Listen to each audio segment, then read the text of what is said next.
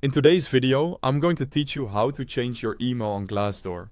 If you need to update the email associated with your Glassdoor account, you're in the right place. I'll walk you through the full process and share a few simple tips so everything goes smoothly. Before you start, make sure you can access the inbox of the new email address you want to use because you'll need to verify it at the end. First, open Glassdoor on your web browser or on the mobile app and sign into your account. Use whichever platform you prefer. The process is almost the same. If you're not already logged in, take a moment to sign in so you can access your account settings. Next, go to your account settings.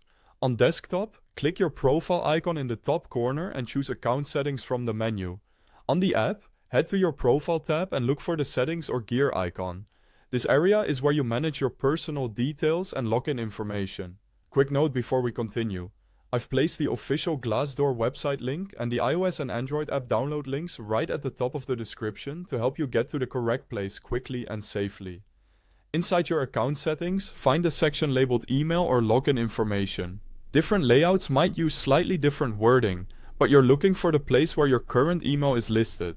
Once you've found it, select the option to edit or change your email address. This might appear as an edit button or a change email link. Now enter the new email address you want to use. Take a second to double check the spelling. Small typos here can cause big headaches later.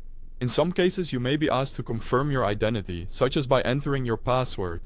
If you see that prompt, go ahead and complete it to save the change. Finally, verify the new email. Open the inbox for the new address and look for a verification message from Glassdoor. Click the verification link inside that email to confirm the update. If you don't see the message right away, check your spam or junk folder and give it a minute or two to arrive. If needed, you can return to settings and resend the verification email. That's all there is to it.